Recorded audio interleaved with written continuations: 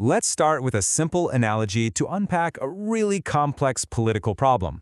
Imagine your entire house runs on one critical appliance. But what happens when that appliance just doesn't work right anymore? Okay, think of it this way.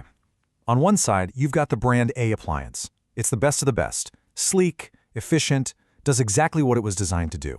Kind of like the US Constitution. But then you've got the brand C appliance.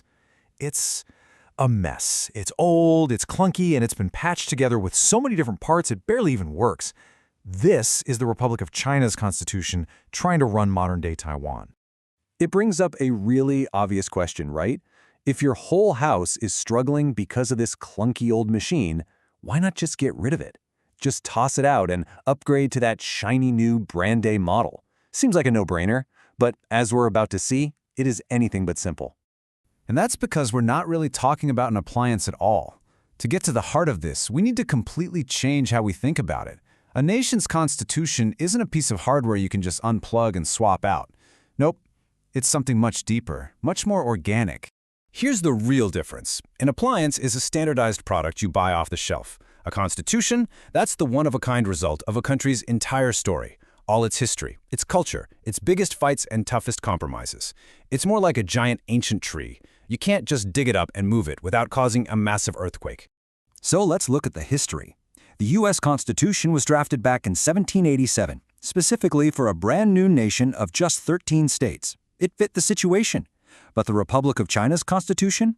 That was written in 1947 in Nanjing for a completely different purpose, to govern a huge, unified Great China. Well, after 1949, that Great China government ended up in Taiwan, and they brought the constitution with them. It's like having the architectural blueprints for a 100-story skyscraper and then trying to use them to build a small house. The whole framework is just fundamentally wrong for the place it's in. So, if the blueprint is so obviously wrong, why stick with it? Why not just draw up a new one that actually fits? Well, that old brand C appliance, it turns out, comes with some incredibly heavy baggage. Pressure from the outside and pressure from within. Let's break down just how hard this is. First, you've got the external threat, and it is huge.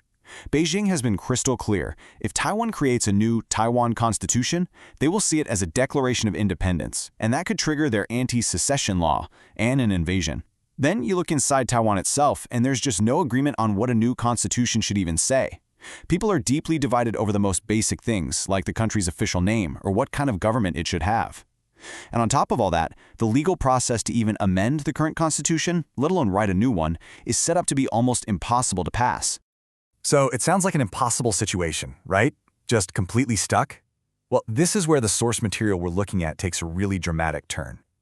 It imagines a scenario set in the near future where an outside force, the A-brand technician, you could say, finally gets fed up and decides time is up. So picture this. It's a hypothetical 2026. The U.S. has just pulled off a stunningly fast military operation in Iran called Epic Fury.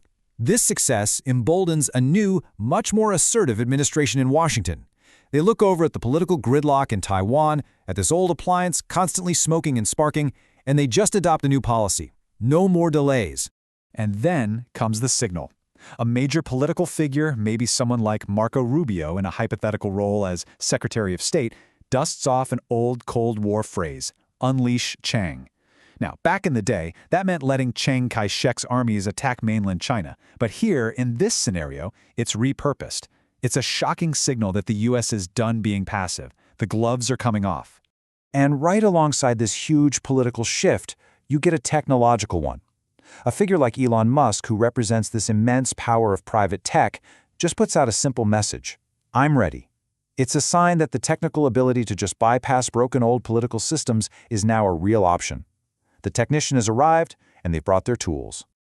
Okay, so what would this U.S. intervention actually look like? Well, the key thing to understand is it's not about replacing the old appliance. That's too messy. Instead, it's about making it totally irrelevant by building a brand new parallel power system all around it. This table really lays it out perfectly. On the left, you see the current reality, the C-brand stalemate. Lawmakers argue endlessly about chip exports. Critical defense budgets get blocked for political reasons. There's a constant debate about communication security. Now look at the right. In the A-brand takeover scenario, the U.S. just bypasses all of it. Key chip exports, they get reviewed directly by the de facto U.S. Embassy, AIT. A new direct arms lease program makes the legislative budget fights totally meaningless. And communication security? The U.S. just mandates linking up to a secure parallel network. The old system is still technically there, but all the power has been routed around it. So how would they pull this off? The source lays out a three-pronged strategy. First, create a U.S.-guided strategic committee that makes all the real decisions on things like energy, communications, and chips. The local legislature basically becomes a rubber stamp. Second, use a legal backdoor. The U.S. could dust off the old post-WW2 argument that Taiwan's status is undetermined to claim it has the final say on defense matters as the principal occupying power. And third, what the source calls a cloud takeover, just using technology to make sure the island functions exactly how the U.S. needs it to, no matter what the local politicians are doing.